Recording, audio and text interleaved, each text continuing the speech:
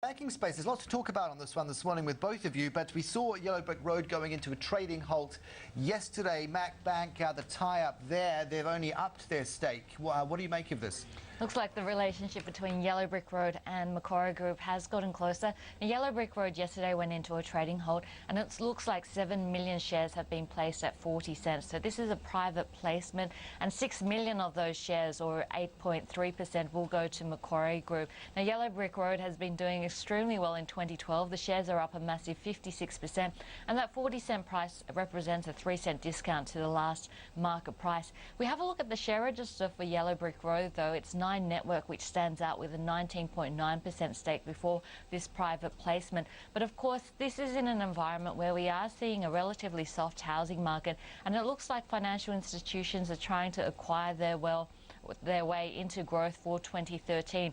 Earlier this week, we heard the Commonwealth Bank taking that 80% stake in Aussie home loans, and that really allows it to compete with the likes of NAB and Ubank or Westpac and RAMS. So it does look like the big four banks muscling in on that mortgage broking area. One thing to watch is the ACCC, though. We'll be watching the competition issues very closely, but in an environment where credit growth is quite low, it looks like the bank's looking to acquire some of that growth in market. From you?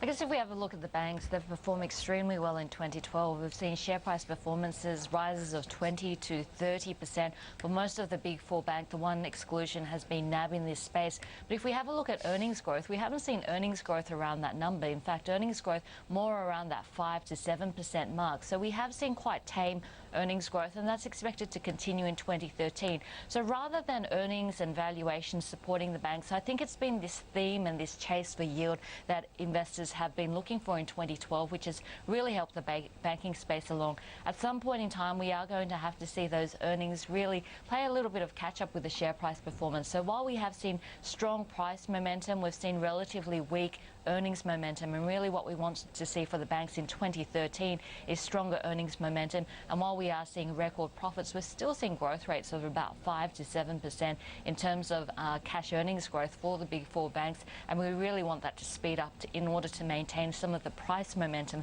that has been excellent in 2012. Well, speaking of momentum, Julia, still on you. Sydney Airport, some new record numbers for the month of November.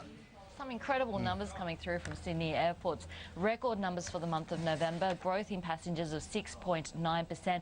And looking at the month of November, this is historically quite a weak one for Sydney Airports, but this year it's been offset by capacity increases that we've seen, and a lot of those discount carriers increasing capacity into that peak Christmas season, and that's been a huge positive here. We've seen domestic numbers jumping by 7%. That's been helped along by capacity increases from both Jetstar as well as from Tiger, and international up by 6.7%. We're still seeing a relatively high Australian dollar, and some of those discount international airlines really increasing capacity in this space. We've seen Scoot coming into the market, Air Asia, Jetstar and Qantas also increasing international capacity.